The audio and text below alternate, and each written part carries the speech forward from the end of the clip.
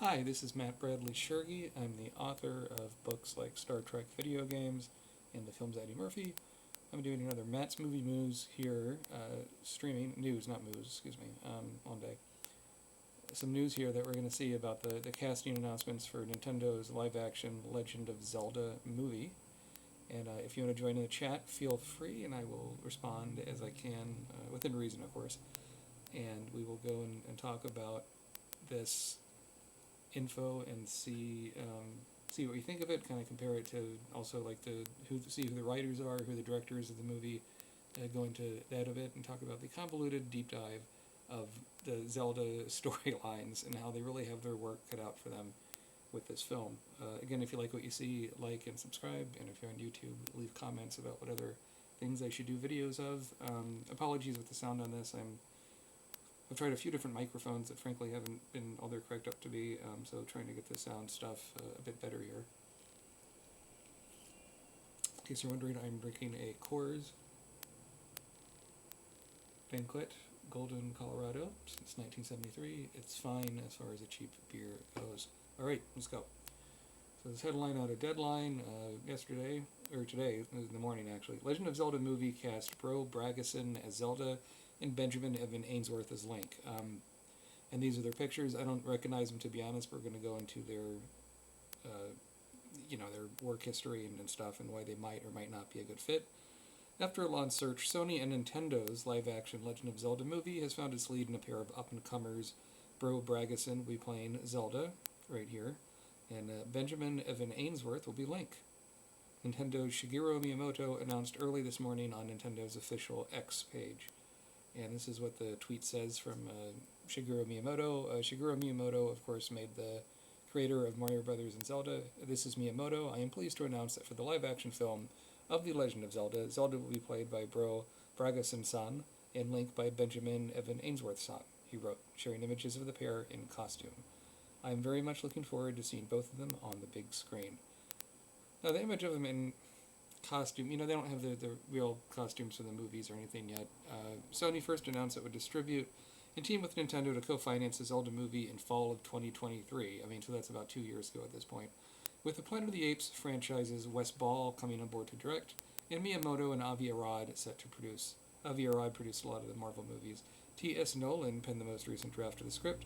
Speculation on casting for the project has been rampant, with many fans taking to social media to name Euphoria's Hunter Schafer as their pick for the part of Zelda. Sources say that Mason Thames and Bradley Hepner were two of their finalists for the role of Link. The film is slated for release in theaters May 7th, 2027. So that's almost like 2 years at this point. The Legend of Zelda game franchise, created by Miyamoto and Takashi Tezuka, first debuted under Nintendo in 1986. The game follows the elf-like warrior Link and Princess Zelda as they fight to save the magical land of Hyrule from Ganon, an evil warlord turned demon king. Over the decades, the franchise has sustained as one of Nintendo's most iconic, selling over 150 million units, with multiple installments across various gaming consoles. One of the most famous is 1998's The Legend of Zelda Ocarina of Time. Zelda has been one of the most anticipated video game adaptations for some time, especially after the success of efforts like the Mario Brothers movie, The Last of Us TV show on HBO, and a Minecraft movie. A relative unknown in the States, Bragason,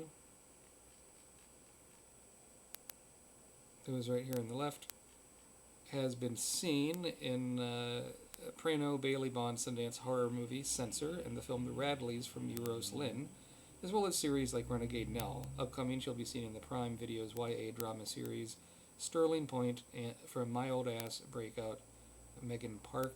For Ainsworth, past credits include Pinocchio, The Hunting of Bly Manor, and Everything's Got to Be Great, to name a few.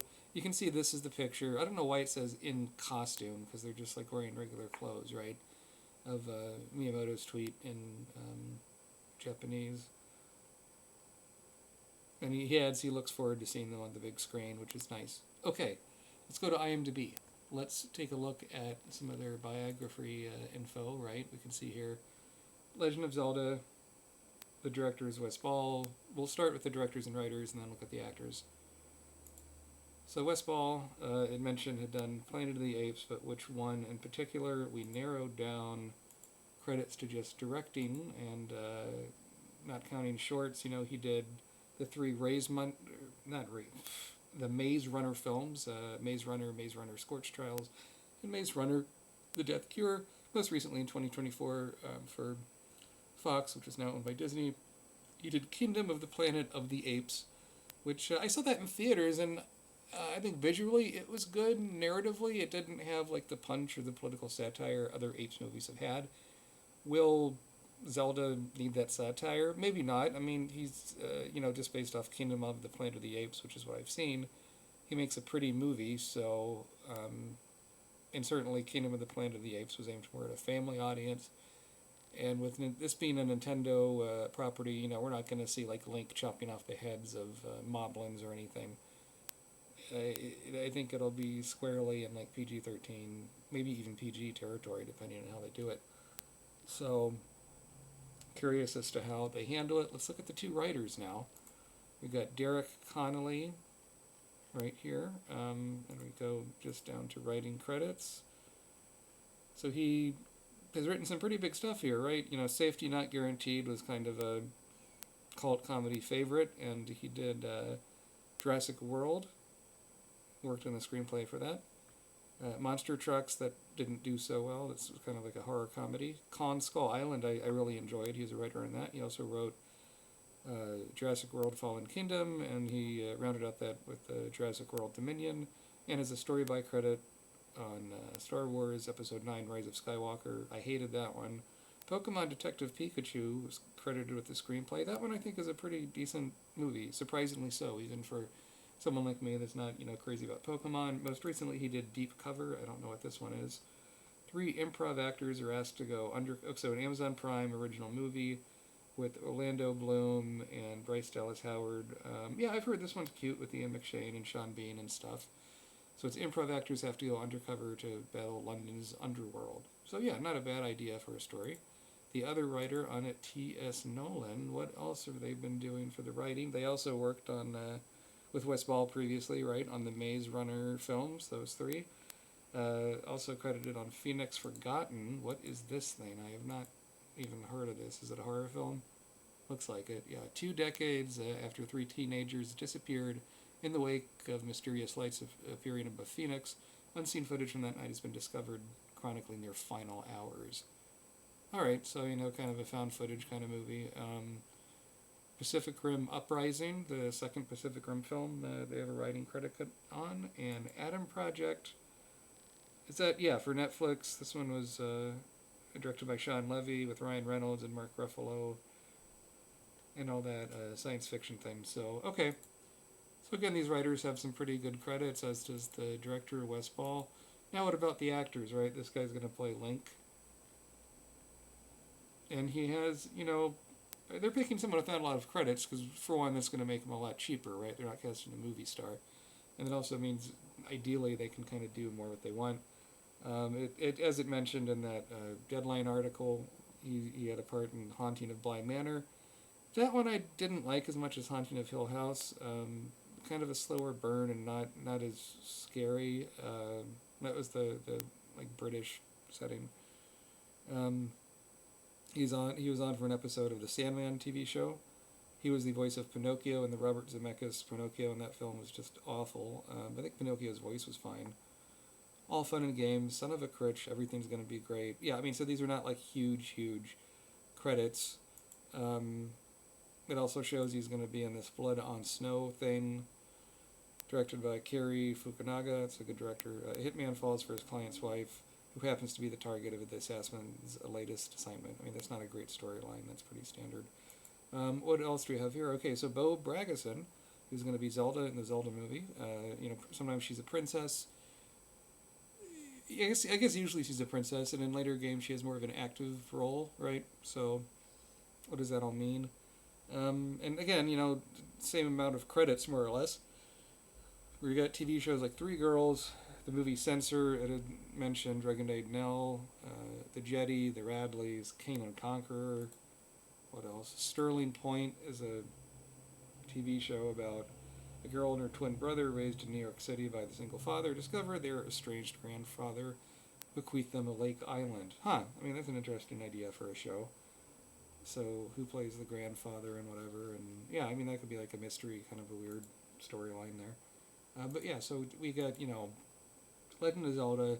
We got Benjamin Evan Ainsworth as Link, Bo Bragason as Zelda, with Wes Ball as the director. Not too much more as far as news go, but later in the week we're going to be getting a trailer on the Mortal Kombat 2 movie, which is coming out later this year. I'm going to do a reaction video to that. That should be pretty cool. And before we sign off, we're going to go take a look at this right here, this Zelda timeline I got off of ZeldaLegends.net. And I just want to show you how complicated it gets with these Zelda games, even though nearly all of them have the plot where, the world is in ruin and Link has to save it, and usually it involves either teaming up with Zelda or reviving her or rescuing her, something along those lines. So here, if you want to follow the canon, as it were, technically it's saying like Skyward Sword, which was originally in the Wii, was the first game. Hyrule Kingdom is established. Oh, there's another thing too in the plot where, like, through generations, there's multiple Links and multiple Zeldas. It's not all about one Link and one Zelda having to save the world over and over again. It's kind of okay. So you have like Skyward Sword, Minish Cap was Game Boy Advance. I actually like that one. You have the hat talks to you. You get kind of animal powers. It's a bit more playful. So, Four Swords talks about, again, the evil god Bati. Ocarina of Time is, most people consider that, like the best or one of the best Zelda games. And then here the timelines diverge, where it's whether Link is successful or not. And if he's not, then it goes to like the second Nintendo game, A Link to the Past, and Link's Awakening, the Game Boy Color games, Oracles of Seasons, Oracle of Ages, Link Between Worlds, and Triforce Heroes. And then if the hero comes early, then you get the Legend of Zelda CDI games. Okay. If the hero does not arrive, then you get the very first Zelda game, and so forth. Link to the Past, sorry, that was the Super Nintendo one. Adventure of Link is the second one in this timeline. And then here, if you say, the hero is successful at defeating Ganon, in Ocarina of Time, there's a child and adult era. In the child era, there's Majora's Mask, which is the other N64 game, and then you have Twilight Princess, Hyrule Warriors, and all this eventually, somehow they all converge and go to Breath of the Wild. But here, if, the hero is successful and it's in the adult era, then you get the Wind Waker, which I think was excellent, more Celtic music. You get to be on a boat a lot, but kind of cel-shaded, which was controversial at the time, but I think, a good choice.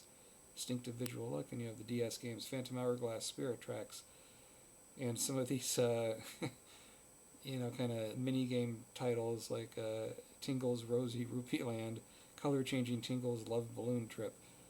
It's kind of more absurdist titles in the series. So yeah, there you go. So that's some thoughts on the Zelda. So, what are they going to pick with the Legend of Zelda plot for a Zelda movie? So much happened in these games where you're meeting all these creatures and humans and collecting items. And, typically I think what they'll do is they'll do the thing where the Triforce needs to be together for the world to work, and the hero has to find all three things together and has to fight Ganon in the end. I think they're going to do a really simple kind of story, and not... there's so much in a Zelda game. I think a TV show might have been a better idea than a movie. But regardless, if you're going to do it as a movie, I think find the Triforce, and Link teams up with Zelda to fight Ganon, I think is the way to do that story. I think you do something sort of simple and direct and to the point. Let me know what you think. Add notes in the comments below of other stuff you want me to cover. And as well, you can like and subscribe if you like what you see. And I will catch you next time when I do a video tomorrow about the Mortal Kombat 2 trailer. Alright, thanks. Bye.